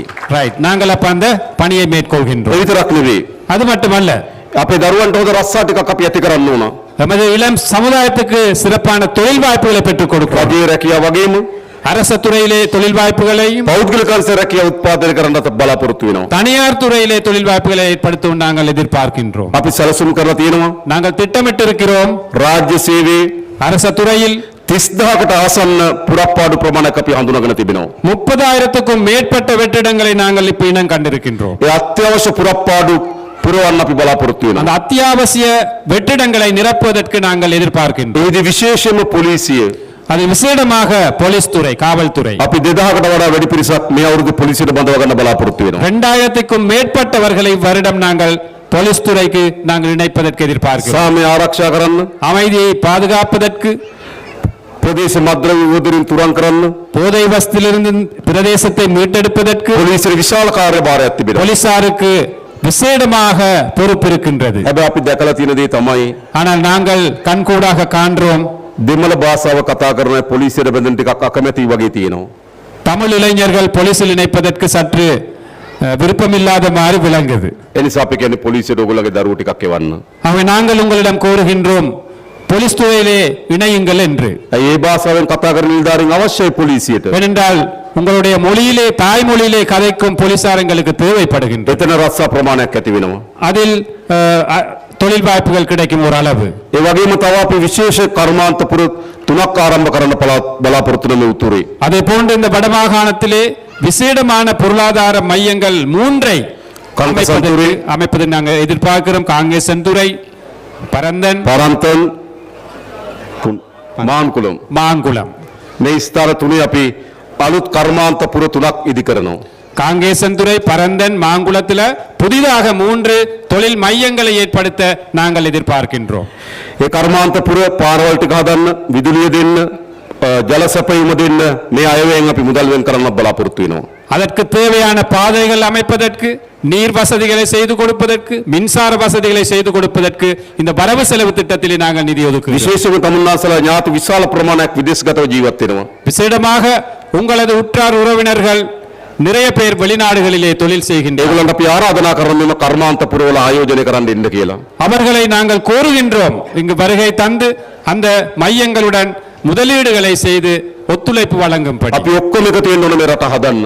நாங்கள் அனைவரும் இந்த நாட்டை கட்டியெழுப்புவதற்காக ஒன்று சேரோடும். ඒ විතරක් නෙවෙයි අපි අපේක්ෂා කරනවා அது மட்டுமல்ல, நாங்கள் எதிர்பார்க்கிறோம் සංචාර කර්මාන්ත ඉතාමත් හොඳ ප්‍රදේශයක් මේ උතුරු පළාත. சுற்றுலாத்துறையை கட்டியெழுப்புவதற்கான ஒரு சிறப்பான பகுதியாக இந்த வடமாகாணத்தை අද எடுத்துக்கொள்ள අපේ දිසාපතිතුමා විසින් පොතක් පිළිගන්නවා සංචාර කර්මාන්ත ඉතා වැදගත් ස්ථාන යාපනයේ මේ උතුරේ තියෙන බව පෙන්눔 කරලා. இன்று மாவட்ட செயலாளர் ஒரு நூலை கையளித்தார். இந்த வடமாகாணத்திலே சுற்றுலாத்துறை கட்டியெழுப்பக்கூடிய நிறைய இடங்கள் இருக்கின்றது, அந்த தகவல்களை அறிவுறுத்தி இருந்தார். මේ 2025 වසර ලංකාවට වැඩිම සංචාරකයන් වෙන වසර බවට පත් වෙනවා. இந்த 2025ஆம் ஆண்டான இந்த ஆண்டில் இலங்கைக்கு வருகை தரும் அதிகூடிய சுற்றுலா பயணிகள் வந்த வருடமாக வரலாற்றிலே பதிவு. අන්න ඒගොල්ලෝ උතුරටත් එන්න ඕන. அவர்கள் வடக்குக்கும் வர வேண்டும். ඒකට අපි සැලසුමක් හදනවා. அதற்கு நாங்கள் திட்டங்களை மேற்கொள்வோம். ජනතාවගේ ආර්ථික දියුණුව වෙන්න ඕන. மக்களுடைய வருமானம் அதிகரிக்கணும். ඒක අපේ ප්‍රධාන ඉලක්කයක් බවට පත් වෙලා තිබෙනවා. அது எமது ஒரு பிரதானமான இலக்காக இருக்கு. ඒ වගේම අපි දන්නවා මේ පළාතේ පොල් වගා කිරීම ඉතාමත් ශාස්ත්‍රීය මහ පොළොව පාරිසරික පද්ධතියක් තියෙන බව අපි හඳුනාගෙන තියෙනවා. அதே போன்ற இந்த பகுதியை எடுத்துக்கொண்டால் வடமாகாணத்தில் நிறைய இடங்கள்ல தென்னை பயிர்ச்செய்கைக்கு உகந்த பகுதிகளாக இருக்கு. ඒ නිසා පොල් සංවර්ධන මණ්ඩලය විසින් அதனால் අක්කර 40000ක් හඳුනාගෙන තියෙන පොල් වගා කරන්න පුළුවන්. தென்னை அபிவிருத்தி சபையினால் கண்டெடுத்திருக்கிறார்கள் 40,000 ஏக்கரில் தென்னை பயிர்ச்செய்கை நடத்தலாம் என்று. අපි බලාපොරොත්තු වෙන අයට පොල් පැල ලබා දෙන්න, நாங்கள் எதிர்பார்க்கிறோம் அவர்களுக்கு தென்னம்பிள்ளைகளை வழங்க, බිම සකස් කරගන්න ආධාරයක් දෙන්න, நிலத்தை செய்வதற்காக நிதியுதவி வழங்குவதற்கு, පෝර යොදන්න ආධාරයක් දෙන්න. பசலையிடுவதற்கு உதவி செய்வதற்கு. තමුන්නාසලා වගා කරන්න ලෑස්තිද? நீங்கள் பயிரிடுவதற்கு தயாரா? අපි ඒ සඳහා අවශ්‍ය වන උදව් ටික කරන්න ආණ්ඩුවක් හැටියට. நாங்கள் அதற்கான உதவிகளை கட்டாயம் நாங்கள் செய்து ඒ கொடுப்போம். වගේම කුෂ්කර්මාන්ත ඉතාමත් යෝග්‍ය පළාතක් මේ පළාත. அதே போன்று விவசாயத்துறை கட்டியெழுப்ப மிகவும் உகந்த பகுதியாக இருக்கு මේ வடமாகாணம். වන විටත් අපි පෝර සානාධාර 25 දක්වා වැඩි කරා. இதுவரை ஏற்கனவே நாங்கள் பசலை மானியத்தை 25,000 ரூபாய் வரை තවත් அதிகரித்திருக்கிறோம். කුෂ්කර්මාන්තේ විශාල සැලසුම් ප්‍රමාණයක් අපි හදලා තියෙනවා. இன்னும் பல திட்டங்கள் இருக்கு இந்த விவசாயத்துறை கட்டியெழுப்புவதற்காக. ජනතාවගේ ආර්ථික ජීවිතේ දියුණු කරන්න ඕන. மக்களுடைய பொருளாதார அந்த தரத்தை உயர்த்த வேண்டும். ඒකට සැලසුම් විශාල ප්‍රමාණයක් අපි සකස් කරලා තිබෙනවා. அதற்காக பல்வேறு திட்டங்களை நாங்கள் வடிவமைத்திருக்கிறோம். ඒ විතරක් නෙවෙයි. அது மட்டுமல்ல, එතකම් බලා ගන්න අපි ආධාර දෙන්න. அதுவரையும் இருக்கும் வரையும் நாங்கள் நலன்புரிகள் அல்லது உதவிகளை செய்ய வேண்டும். අස්වැසුම දීමනාව අපි වැඩි කරලා තියෙනවා. அஸ்வசம கொடுப்பனவின் அளவை கூட்டி இருக்கிறோம். අපි අපේක්ෂා කරනවා එළබෙන අයවැය ලේඛනේ நாங்கள் எதிர்பார்க்கிறோம் எதிர்வரும் வரவு செலவு திட்டத்தில் ආබාධිත අයට ஊனமுற்றோருக்கு, වකුගඩු රෝගයට ගොදුරු වුණු අයට சிறுநீரக அந்த நோய்க்கு உட்பட்டவங்களுக்கு, වැඩිහිටිය අයට பெரியோர்களுக்கு ලබා දෙන දීමනාවන් අපි වැඩි කරන්න බලාපොරොත්තු වෙනවා. பெற்றுக் கொடுக்கும் கொடுப்பனவுகளை நாங்கள் கூட்டுவதற்கு எதிர்பார்க்கிறோம். ආර්ථිකය හතරකන් ජනතාව බලා ගන්න ඕන. பொருளாதாரம் வளரும் வரையும் அவர்களை நாங்கள் பராமரிக்க வேண்டும். අන්න එහෙම ආණ්ඩුවක් අපි හදලා තියෙන්නේ. அவ்வாறான ஒரு அரசாங்கத்தை தான் நாங்கள் ඒ නිසා அமைத்திருக்கிறோம். එකක් අපි මේ දේශපාලන වෙනස් කරලා තියෙනවා. ஒரு பக்கத்திலே நாங்கள் இந்த அரசியல் கலாச்சாரத்தை மாற்றிருக்கிறோம். අපි අලුත් ආර්ථික ගමනකට ප්‍රවිෂ්ඨ වෙලා තියෙනවා. புதிய ஒரு பொருளாதார பயணத்திற்கு நாங்கள் ஆரம்பித்திருக்கின்றோம். ඉතින් අපි තමුන්නාන්සලට ආරාධනා කරන්නේ ஆகவே நாங்கள் ඔක්කොම එකතු වෙලා මේ රට හදන්න එන්න කියන ආරාධනය අපි කරනවා. நாங்கள் அனைவரும் ஒன்றிணைந்து இந்த நாட்டை கட்டியெழுப்புவோம் என்ற அந்த கோரிக்கை விடுக்கிறோம். ඒ වගේම අපි හඳුනාගෙන තියෙනවා அதே போன்று நாங்கள் கண்டறிந்திருக்கிறோம் සුවිශේෂ ප්‍රශ්න ගණනාවක් මේ උතුරට තියෙන බව. விசேடமான பிரச்சனைகளும் இந்த வடக்கிலே இருக்கு. තමන්ගේ ඉඩම් අහිමි වෙලා තිබෙනවා. தமது காணிகள் இல்லாம போன பிரச்சனை, ඥාතීන් දරුවෝ අහිමි වෙලා තිබෙනවා. தமது உறவினர் உற்றார்கள் காணாமல் போய் உயிர் நீத்த பிரச்சனைகள், එනිසාකට සාධාරණ විසඳුමක් අවශ්‍යයි. அவற்றுக்கும் ஒரு நியாயமான தீர்வை வழங்க வேண்டும். අපි ප්‍රතිපත්තියක් ලෙස පිළිගන්නවා நாங்கள் ஒரு கொள்கை அடிப்படையில் ஏற்றுக்கொள்கிறோம். ජනතාවගේ ඉඩම් අයිති ජනතාවට. மக்களுடைய காணி மக்களுக்கு இருக்கணும். ඉතින් ලබා දිය හැකි හැම බිම් මංගලක්ම ජනතාවට ලබා දෙන්න අපි කටයුතු කරනවා. மக்களுக்கு பெற்றுக் கொடுக்கக்கூடிய அனைத்து காணிகளையும் நாங்கள் கட்டாயம் மக்களுக்கு பெற்றுக் கொடுப்போம். එනිසා ඉඩම් ගැටලු වලට විසඳුම් සෙවීමට අපේ ප්‍රමුඛතාවයෙන් යුතුව අපි කටයුතු කරන්න. ஆகவே இந்த காணி பிரச்சனை தீர்ப்பதற்காக நாங்கள் முன்னுரிமை வழங்கி செயற்படுவோம். ඒ වගේම අපි දන්න විශාල දීවර ප්‍රශ්නයක් මතුවලා තියෙන බව. அதே போன்று உங்களுக்கு தெரியும், மீனவர்களுக்கு பெரிய ஒரு பிரச்சனை இருக்கு. අපේ ජනතාවගේ මුහුද, எமது நாட்டு மக்களுடைய மீனவர்களுடைய අපේ கடல், ජනතාවගේ මාළු සම්පත எமது மக்களுடைய மீன் வளம், හැබැයි විශාල අනතුරකට මුහුණ දීලා තියෙනවා. ஆனால் இன்று பெரிய ஒரு அச்சுறுத்தத்தில் இருக்கின்றது. ඒ පිළිබඳව අපි ක්‍රමිකව විසඳුම් හොයන්න බලාපොරොත්තු වෙනවා. அந்த பிரச்சனை தொடர்பாகவும் படிப்படியான தீர்வுகளை பெற்றுத்தர நாங்கள் முயற்சி எடுப்போம். මොකද මුහුදේ මාළු සම්පත් නෙලිමේ අයිතිය උතුරු ජනතාවට යලිත අහුරු කළ යුතුයි. ஏனென்றால் அந்த வடபரப்பு, அந்த கடற்பரப்பிலே மீன் பிடிக்கும் உரிமையை எமது கடற்தொழிலாளர்களுக்கு நாங்கள் செய்து கொடுக்கணும். මේ ටික අපි பாதுகாப்பு. තා හොඳින් ක්‍රමවත් කරොත් තමුන්නාන්සලගේ ජීවිතේ මේට වඩා හොඳ ජීවිතයක් බවට පත් කළ හැකියි. இந்த திட்டங்களை சரிவர நாங்கள் திட்டமிட்டு செயற்பட்டால் உங்களது வாழ்க்கை ஒரு உயர்வான நிலைக்கு வரும். ඒ වගේම ගම් ඇතුලේ තියෙන පොඩි පාරවල් හදන්න, அதே போன்று கிராம மட்டத்தில் இருக்கும் கிராமிய வீதிகளை அமைப்பதற்கு අයවැය ලේඛනකින් වෙන් කළද වැඩිම මුදල මේ සැරේ අපි වෙන් කරන උතුරට. ஒரு வரவு செலவு திட்டத்தில் ஒதுக்கிய அதிகூடிய நிதியை இந்த வரவு செலவு திட்டத்திலே உங்களது கிராம வீதிகளை அமைப்பதற்காக இந்த வரவு செலவு திட்டத்திலே நாங்கள் ஒதுக்கி ඒ இருக்கிறோம். වගේම පානීය ජල ව්‍යාපෘති දැනට ක්‍රියාත්මක නේ ඒවා කඩිනම් කරන්නත් අලුත් ව්‍යාපෘති හඳුනා ගන්නත් අපි කටයුතු කරන්න ලෑස්ති වෙලා තිබෙනවා. அதே போன்று இந்த சுத்தமான குடிநீர் பெற்றுக் கொடுப்பதற்காக இப்ப இருக்கும் திட்டங்களும் புதிய திட்டங்களை நாங்கள் முன்னெடுப்பதற்கு எதிர்பார்க்கிறோம். ජනතාවගේ යටිතල පහසුකම් සංවර්ධනය විය යුතුයි. மக்களுடைய அடிப்படை வசதிகள் வளர வேண்டும். ඒවට තමයි ආණ්ඩුව හදන්නේ. அதற்காகத்தான் அரசாங்கங்களை அமைக்கிறோம். අන්න ඒ වැඩේ කරන්න අපි ලෑස්ති වෙලා ඉන්නවා. அந்த பணியை செய்வதற்கு நாங்கள் தயாராக இருக்கிறோம். ඊළඟ ප්‍රධාන එක அடுத்த முக்கியமான விஷயம், මේ සමාජය අලුත් වෙනසක් අවශ්‍යයි. இந்த சமூகத்துக்கு புதிய ஒரு மாற்றம் ஒன்று தேவை. අපේ රටේ මුළු දේශපාලනම ගැබ් වෙලා තිබුණ ජාතිවාදය මත நமது நாட்டிலே முழு அரசியலே இனவாதத்தை சிக்கி இருந்தது.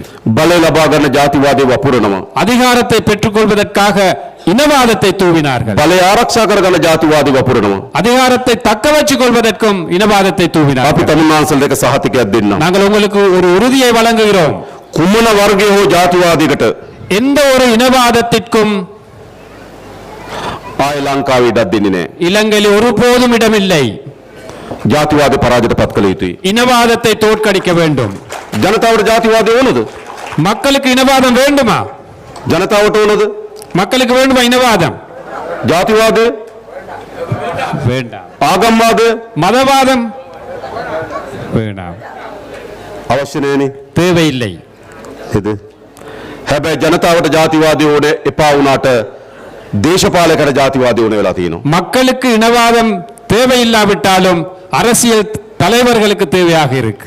මොකද දේශපාලකයාගේ පැවැත්ම තියෙන ජාතිවාදය මත. அதாவது அரசியல்வாதியின் இருப்பு தங்கி இருக்கிறது இனவாதத்தில் ඒ தான். නිසා අපි ආණ්ඩුවක් හැටියට ஆக ஒரு அரசாங்கம் என்ற அடிப்படையிலே තාමත් දැඩි තීන්දුවක ඉන්නවා. மிக முக்கியமான கடினமான முடிவுகளை நாங்கள் எடுக்கிறோம். කුමන තැනකින් எந்த இடத்தில் කවර වර්ගයේ எந்த ஒரு வகையான ජාතිවාදයක් මතුවුණත් இனவாதம் மேலெழுமாக இருந்தால் ඒ ජාතිවාදය පරාද කරන්න ආණ්ඩුවක් හැටියට කටයුතු කරනවා. அந்த இனவாதத்தை தோற்கடிப்பதற்கு அரசாங்கம் முயற்சி எடுக்கும், அது நடவடிக்கை எடுக்கும் முழு மூச்சா. අපේ රට ජාතිවාදයත් එක්ක ඉස්සරහට යන්න බෑ. நமது நாட்டிலே இனவாதத்தோடு முன்னுக்கு போக இயலாது. අපේ රට ආගම්වාදයත් එක්ක ඉස්සරහට යන්න බෑ. நமது நாட்டுக்கு மதவாதத்தின் ஊடாக முன்னுக்கு போக අපේ இயலாது. රට ඉස්සරහට යන්න පුළුවන්කම ජාතික සමගිය හැදුවොත් විතරයි. நமது நாட்டிற்கு முன்னோக்கி போக முடிவது தேசிய ஒற்றுமை வளர்க்கப்பட்டால் මේ மட்டுமே. ජාතිවාදයේ ගැටුම් නිසා இந்த இனவாத மோதல்கள் காரணமாக අපේ පැරණි පරම්පරාව දුක් විඳා. எமது பரம்பரையினர், கடந்த கால பரம்பரையினர் கஷ்டப்பட்டார்கள். අපේ පරම්පරාව දුක් විඳිනවා. எமது பரம்பரை கஷ்டப்படுகிறார்கள். අද අපේ දරුවන්ගේ පරම්පරාවට ஆனால் எமது பிள்ளைகளின் பரம்பரையை ජාතිවාදයේ ගොදුරු බවට පත් වෙන්න අපි ඉඩ දෙන්නේ නැහැ. இனவாதத்தின் இரையாகுவதற்கு நாங்கள் இடமளிக்க மாட்டோம். ඕනද අපිට එහෙම? அப்படி ஒரு நிலை தேவையா இல்லையா? අපි ඔක්කොම එකතු වෙන්න ඕන. நாங்கள் அனைவருமே ஒன்று சேரணும். මේ රට දියුණු කරන්න නම්, இந்த நாட்டை கட்டியெழுப்ப வேண்டுமானால், මේ රට හදන්න නම්, இந்த நாட்டை அபிவிருத்தி செய்ய අපේ வேண்டுமானால், දරුවන්ට උදා අනාගතයක් හදන්න නම් எமது பிள்ளைகளுக்கு சிறப்பான ஒரு எதிர்காலத்தை அமைய ජාතිවාදයට ඉඩ දෙන්නේ නැතුව අපි ජාතික සමගිය හදන්න ඕන. இனவாதத்திற்கு இடமளியாமல் நாங்கள் தேசிய ஒற்றுமையை கட்டியெழுப்ப ඒ வேண்டும். සඳහා විශාල වෙහෙසක් අපි දරනවා. அதற்காக நாங்கள் முழுமூச்சுடன் செயல்படுவோம். විශේෂයෙන් මම කියන්න කැමති තමුන්වහන්සේලාට விசேடமாக கூற விரும்புகிறேன், ආණ්ඩුවත් එක්ක அரசாங்கத்தோட තමන්ගේ මව් භාෂාවෙන් කටයුතු කරන්න තියෙන අයිතිය තියෙන්න ඕන. தமது தாய்மொழியில் தொடர்பு கொள்ள கூடிய அந்த உரிமை இருக்க வேண்டும். ඒක සාධාරණ අයිතියක්. அது ஒரு நியாயமான உரிமை. හැබැයි සිද්ධ වෙලා තියෙන්නේ මොකද්ද? ஆனால் நடந்திருப்பது என்ன? තමන්ගේ භාෂාවෙන් පොලිසියට පැමිණිල්ලක් දාන්න බැරි නම්, தமது தாய்மொழியிலே போலீசில் போய் ஒரு முறைப்பாட்டை செய்ய முடியாவிட்டால், තමන්ගේ භාෂාවෙන් ලියුමක් කරපුවා මේ ලියුමේ භාෂාවෙන් උත්තරයක් එන්නේ නැත්නම්, தமது தாய்மொழியிலே அரசாங்கத்திற்கு கடிதம் அனுப்பி அதுக்கு பதில் கிடைக்காவிட்டால், ඒතර භාෂාවේ අසමානතාවයක් තිබෙනවා. அதுல மொழி தொடர்பான ஒரு வேறுபாடு ஒன்று இருக்கு. ඒ නිසා අපි උපරිම උත්සාහ කරනවා ஆகவே நாங்கள் முழுமூச்சுடன் செயல்படுவோம். භාෂාව විසින් ඇති වී තිබෙන අසමානතාවය දුරු කරන්න. இந்த மொழி ரீதியாக ஏற்பட்டிருக்கும் இந்த பிரிவினை அல்லது வேறுபாடை நாங்கள் இல்லாதொழிப்போம். සෑම ප්‍රවේශයකටම அனைத்து பிரஜைகளுக்கும் තමන් කතා කරන භාෂාව අනුව தாங்கள் பேசும் மொழியில் අසාධාරණයක් ඇති නොවන විදිහට කටයුතු කරන්න අපි බලාපොරොත්තු වෙනවා. அநியாயம் ஒன்று ஏற்படுவதற்கு நாங்கள் இடமளிக்காமல் இருப்பதற்கு செயல்படுவோம். ඒ නිසාම තමයි මම ඉල්ලා හිටියේ. ஆகவே தான் நாங்கள் கோரி நின்றோம், පොලිසියට දෙමළ භාෂාව කතා කරන දරුවන් අවශ්‍යයි. போலீஸ் துறையிலே தமிழ் மொழியிலே செயற்படக்கூடிய சமூகம் தேவை, இளைஞர்கள் தேவை. ඒ වගේම ආගම් පිළිබඳව அதுபோன்று இந்த மதங்கள் தொடர்பாகவும் අපි ගැටුමක් හදාගත යුතු නැහැ. எந்த ஒரு முரண்பாட்டையும் ஏற்படுத்திக் கொள்ள தேவை. සෑම ආගමක්ම எந்த ஒரு மதமும் මිනිස්සුන්ගේ හිතසුව පිණිස දේශනා කරලා තිබෙනවා. மக்களுடைய மன நிம்மதிக்காக நிறைய போதனைகள் வழங்க, කරුණාව, அன்பு, ආදරය, பாசம், මෛත්‍රිය அமைதி, ආගම් ශාස්ත්‍රඥ වහන්සේලා විසින් දේශනා කරලා තිබෙනවා. மத தலைவர்கள் அவற்றை போதித்திருக்கிறார்கள். හැබැයි රටේ මොකද සිද්ධ වෙන්නේ තිබෙන්නේ? ஆனால் நாட்டில் என்ன நடக்குது? ඒ ආගම් උපයෝග කරගන්න වෙන් වෙන්න. அந்த மதங்களை மக்களை பிரிப்பதற்காக ඒ ආගම් பயன்படுத்துகிறார்கள். උපයෝග කරගෙන එකිනෙක අතර ගැටුම් ඇති කරගන්න. அந்த மதங்களை பயன்படுத்துவது ஒவ்வொரு இடையே තමන් முரண்பாட்டை අදහන ආගම ஏற்படுத்துகிறது. අනුව ஆக ஒருத்தர் தழுவும் மத ரீதியிலே අසමානතාවයට ලක් නොවිය යුතුයි. வேற்றுமைகள் இருக்கக்கூடாது. ඒ සඳහා අපි කටයුතු කරන්න ලෑස්ති. அதற்காகவும் நாங்கள் ඒ විතරක් නෙවෙයි. செயல்படுவோம். அது மட்டுமல்ல, සංස්කෘතියෙන් අනුව අපි අතර වෙනස්කම් තිබෙනවා. கலாச்சார ரீதியாக எமக்கிடையே வேற்றுமைகள் இருக்கு. සිංහල බෞද්ධ සංස්කෘතියක් තිබෙනවා. சிங்கள பௌத்த கலாச்சாரம் உண்டு, හින්දු ඉස්ලාම් සංස්කෘතියක්, හින්දු දෙමළ සංස්කෘතියක් තිබෙනවා. தமிழ் இந்து கலாச்சாரம் உண்டு, මුස්ලිම් ඉස්ලාම් සංස්කෘතියක් තිබෙනවා. முஸ்லிம் இஸ்லாமிய கலாச்சாரம் உண்டு, කතෝලික ප්‍රජාවගේ තව සංස්කෘතියක් තිබෙනවා. கத்தோலிக்க மக்களிட இன்னும் ஒரு கலாச்சாரம். මොකක්ද ඒක නරක? அப்ப இதில் உள்ள கெட்டவைகள் என்ன? අපි සමාජයක් හදන්න ඕනේ නැද්ද? நாங்கள் ஒரு சமூகத்தை கட்டியெழுப்ப வேண்டும். හැම සංස්කෘතියකටම ගරු කරන எல்லா கலாச்சாரத்தையும் மதிக்கும் ஒரு හැම கலாச்சாரம், සංස්කෘතියක්ම රස විඳින්න පුළුවන් වෙන எல்லா கலாச்சாரத்தையும் ரசிக்கக்கூடிய விதமாக நாங்கள் மாற்ற வேண்டும். අලුත් සමාජයක් අපි හදන්න ඕන. புதிய ஒரு சமூகத்தை நாங்கள் அமைக்க අපේ வேண்டும். රටේ සාමාන්‍යයෙන් තියෙන බෙදුණු උත්සව நமது நாட்டிலே காணப்படுவது ஒவ்வொரு மதங்கள் ஒவ்வொரு இனங்கள் பிரித்து தழுவும் கலாச்சார நிகழ்வுகள். දෙමළ හින්දු ජනතාව තයි පොංගල් සමරනවා. தமிழ் இந்துக்கள் என தைப்பொங்கல் நாங்கள் கொண்டாடுகிறோம். ඉස්ලාම් ජනතාව රාමසාන් සමරනවා. இஸ்லாமியர்கள் ராமசான் கொண்டாடுவார்கள். බෞද්ධ ජනතාව වෙසක් සමරනවා. பௌத்தர்கள் விசாக் பண்டிகையை கொண்டாடுகிறார்கள். ක්‍රිස්තියානි ජනතාව නත්තල් සමරනවා. கத்தோலிக்கர்கள் என கிறிஸ்துமஸை கொண்டாடுகிறார்கள். ඒවා හොඳයි. அவை நல்ல சிறப்பு. හැබැයි අපි එකතු වෙලා සමරන්න එකක් ඕනේ නැද්ද? என்றாலும் நாங்கள் அனைவருமே ඒ නිසා අපි බලාපොරොත්තු වෙන මේ අවුරුද්දේ අගභාගය වෙනකොට அனைவருமே ஒன்று சேர்ந்து நடத்தக்கூடிய ஒரு கலாச்சார நிகழ்வை සියලු ஏற்படுத்துவது. ජනතාව එකතු කරපු ජාතික සංස්කෘතික වල පවත්වන්න. இந்த வருட இறுதியிலே அனைத்து மக்களும் சேர்ந்து ஒரே ஒரு கலாச்சார நிகழ்வை நடத்துவதற்கு அந்த ஏற்பாட்டை செய்வதற்கு நாங்கள் ඒ ඇයට අනන්‍ය සංස්කෘතියෙන් ඒ ඇයට අනන්‍ය සංස්කෘතියෙන් அந்தந்த நபர்களுக்கு இருக்கும் தனித்துவமான கலாச்சாரங்கள், ඒ ඇයට අනන්‍ය විලාසිතාවල් அந்தந்த இனத்துக்கு அல்லது மதங்களுக்கு தேவையான ඒ ඇයට අනන්‍ය ආහාර உடை அலங்காரங்கள், சாப்பாடுகள், ඒ ඇයට අනන්‍ය වූ සංගීතය அவர்களுக்கு உரித்தான சங்கீதம், ඒ ඔක්කොම එක තැනකට අපි ගේන්න அவை බලාපොරොත්තු වෙනවා. அனைத்துமே ஒரு இடத்தில் கொண்டு வந்து நாங்கள் சமர்ப்பிக்க கொண்டாட வேண்டும். විශාලතම ජාතික සංස්කෘතික උළෙලක් පැවැත්වීමට අපි අපේක්ෂා කරනවා. மிக மிக விசாலமான மிக பெரிய ஒரு கலாச்சார நிகழ்வை ஏற்படுத்துவதற்கு நாங்கள் எதிர்பார்க்கிறோம். අපේ දරුවෝ එකට ඒවා රස විඳින්න ඕන. நமது பிள்ளைகள் அனைவருமே ஒன்றாக அவற்றை ரசிக்க வேண்டும். බෙදුණු උත්සව අපි සමරමු. நாங்கள் எங்களுக்கு உரிய விழாக்களை கொண்டாடுவதோடு හැබැයි අපි එකතු වෙලා උත්සවත් හදමු. ஒன்று சேர்ந்தும் கொண்டாடக்கூடிய நிகழ்வுகளை நாங்கள் ඒ ஏற்படுத்துவோம். පිළිබඳව අපි අවධානය යොමු කරලා තිබෙනවා. அது தொடர்பாகவும் நாங்கள் கவனம் செலுத்தியிருக்கிறோம். ඉතින් අපේ සමාජය යහපත් කරන්න ඕන. அதாவது எமது சமூகத்தை சிறப்பான ஒரு சமூகமாக மாற்ற අනෙක් ආගමට ගරු කරන, ஏனைய மதங்களை மதிக்கும், අනෙකාගේ සංස්කෘතිය ගරු කරන, ஏனைய கலாச்சாரங்களை மதிக்கும், එකිනෙකා අතර සහෝදරත්වයේ සමගිය ගොඩනැගෙන රටක් අපිට අවශ්‍යයි. ஒருவருக்கொருவர் சமாதானமாக நல்லிணக்கமாக ஒற்றுமையாக இருக்கும் ஒரு சமூகம் ඒ නිසා தேவை. අපේ ආණ්ඩුව එවැනි විශාල වෙනසක් දරනවා. அதற்காக எமது அரசாங்கம் பெரிய ஒரு பங்களிப்பை செய்கின்றது. ආයෙ ගැටුම් නැති නොවන රටක් අපිට ඕන. மீண்டும் ஒரு முறை யுத்தங்கள் முரண்பாடுகள் இல்லாத ஒரு நாடு எங்களுக்கு தேவை. ආයෙ යුද්ධ ඇති නොවන රටක් අපිට ඕන. மீண்டும் யுத்தங்கள் இருக்கும் நாடு எங்களுக்கு தேவையில்லை. ඒ වෙනුවෙන් විශාල වැඩ කොටසක් කරන්න අපි බලාපොරොත්තු වෙනවා. அதற்காக அளப்பரிய சேவை செய்வதற்கு நாங்கள் எதிர்பார்க்கிறோம். ඒ විතරක් නෙවෙයි. அது மட்டுமல்ல, මේ රටේ ජනතාවගේ විශාල බලාපොරොත්තුවක් තිබෙනවා. இந்த நாட்டு மக்களுடைய பெரிய எதிர்பார்ப்பு ஒன்று இருக்கு. මේ වංචාව දූෂණය නාස්තිය නතර කළ යුතුයි කියලා. இந்த ஊழல் மோசடி வீண் விரயத்தை நிப்பாட்ட வேண்டும் என்று. ලංකාවේ පළමු වතාවට ආණ්ඩුවක් ඇදලා තියෙනවා. இலங்கையிலே வரலாற்றிலே முதற் தடவையாக ஒரு அரசாங்கம் அமைந்தது. මහජනයාගේ මුදල් නාස්ති නොකරන, மக்களுடைய பணத்தை வீண் விரயம் செய்யாத, මහජනයාගේ මුදල් හොරකම් නොකරන ආණ්ඩුවක්. மக்கள் பணத்தை திருடாத ஒரு அரசாங்கம் அமைஞ்சிருக்கு. හැබැයි අපි එතනින් විතරක් නතර වෙන්නේ නෑ. அதில் மட்டும் நாங்கள் நிப்பாட்ட மாட்டோம். මේ හොරකම් කරපු ඒවටත් අපි නිසි දඬුවම් ලබා දෙන්න කටයුතු කරනවා. இந்த திருடியவர்களுக்கு எதிராக சட்டத்தை முன்னெடுக்கவும் நாங்கள் எதிர்பார்க்கிறோம். කරන්න ඕනේ නැද්ද? அதை செய்ய வேண்டுமா வேணாமா? කරන්න ඕනනේ. ඒ වැඩ අපි කරන්න ඕන. கட்டாயம் நாங்கள் அதை செய்வோம். ඒ විතරක් නෙවෙයි. அது மட்டுமல்ல, අපි දන්නවා දැන් විශාල කණ්ඩායම් කලබල වෙලා තියෙනවා. அது மட்டுமல்ல, எங்களுக்கு தெரியும் இப்ப வேற வேற ஆட்கள் இப்ப குழப்பம் அடைந்திருக்கிறார்கள். පෞගේ ජනාධිපති ඡන්දෙදි கடந்த ஜனாதிபதி தேர்தலிலே වේදිකා ගොඩක් තිබුණා. நிறைய மேடைகள் இருந்துச்சு, ஒவ்வொரு கட்சிகள் අපේක්ෂක ගොඩක් හිටියා. நிறைய வேட்பாளர்கள் இருந்தார்கள். කහ පාට වේදිකා තිබුණා.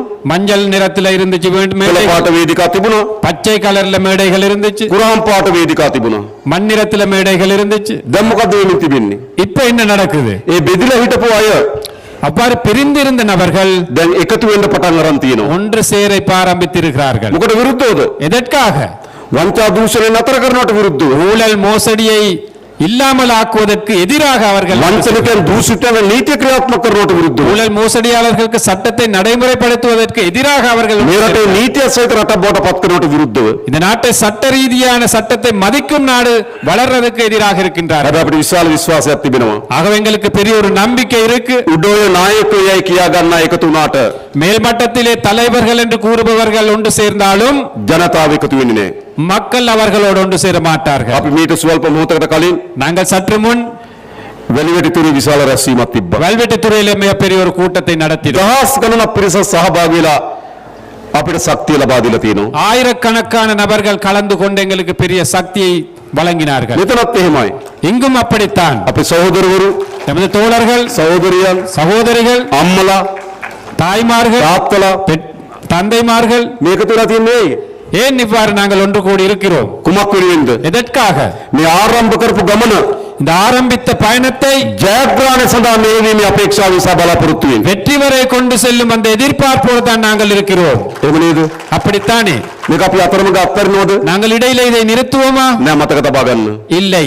මේ ගමන මේ රට හදලා තමයි අපි ආපහු හැරිලවත් බලන්නේ. இந்த நாட்டை கட்டியெழுப்பதன் பின்பே இந்த நாட்டை நாங்கள் இந்த பயணத்தை திரும்பி பார்ப்போம். ඒ නිසා අපි ඔක්කොම එකතු වෙන්න ඕන කාලය ඇවිල්ලා තිබෙන්නේ.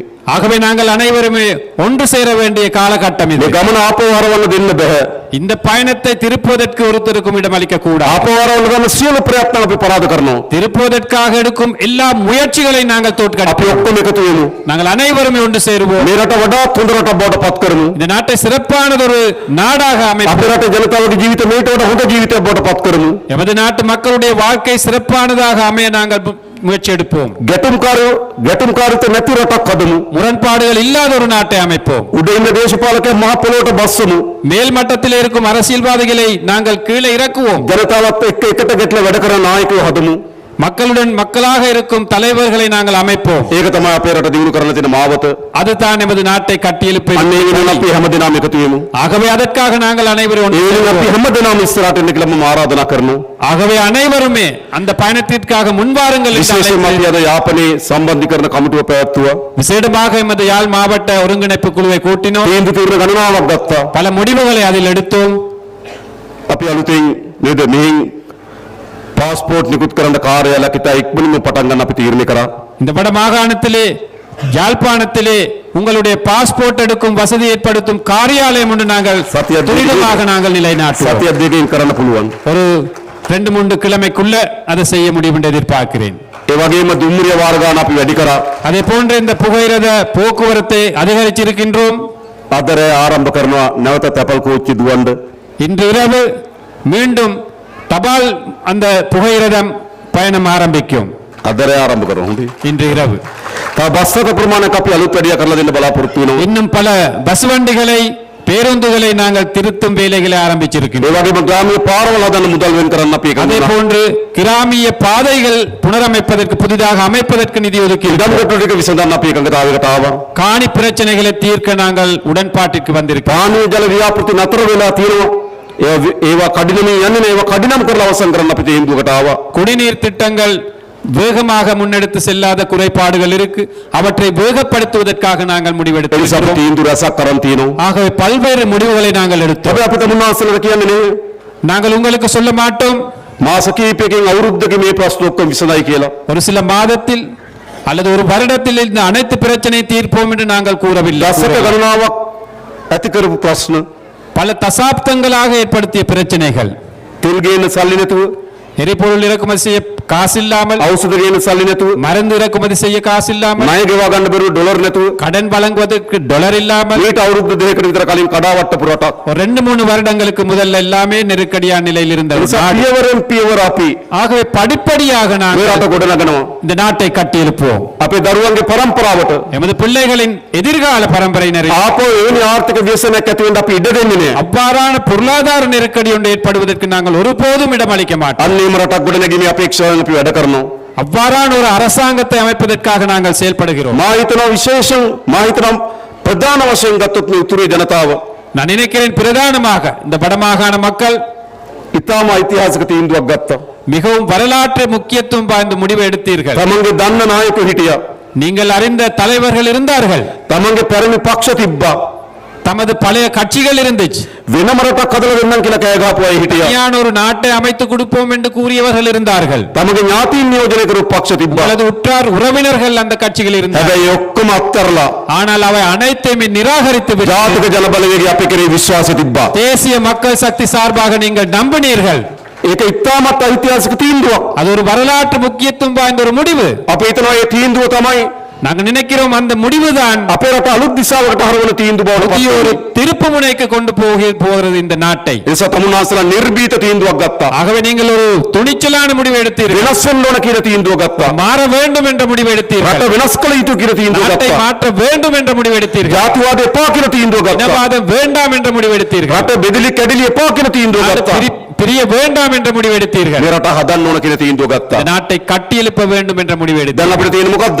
இப்போ முன் இருப்பது என்ன? අපි ඔක්කොම එකතු වෙලා මේ රට හදමු. நாங்கள் அனைவரும் ஒன்று சேர்ந்து இந்த நாட்டை கட்டியெழுப்புவோம். ඒ සඳහා දේශපාලන අධිකාරිය அதற்கான அரசியல் தலைமைத்துவத்தை ආණ්ඩුවක් ලෙස අපි அரசாங்கம் என்ற அடிப்படையில் நாங்கள் උපරිම මැදිහත්වීම් කරන්න. உயர்ந்த பட்ச பங்களிப்பை வழங்குவோம். අපිට අවශ්‍ය හොඳ රටක් දකින්න. எங்களுக்கு தேவை சிறப்பான ஒரு நாட்டை காண்பதற்கு. අපේ දරුවන් වෙනුවෙන් හොඳ රටක් හදන්න. நமது பிள்ளைகளுக்காக சிறப்பான நாட்டை ඒ அமைப்பதற்கு. වෙනුවෙන් අපි සියලු දෙනාම එකතු වෙමු. அதற்காக நாங்கள் அனைவரும் ஒன்று சேருவோம். එනම් බොහොම ස්තුතියි හැම දිනාටම.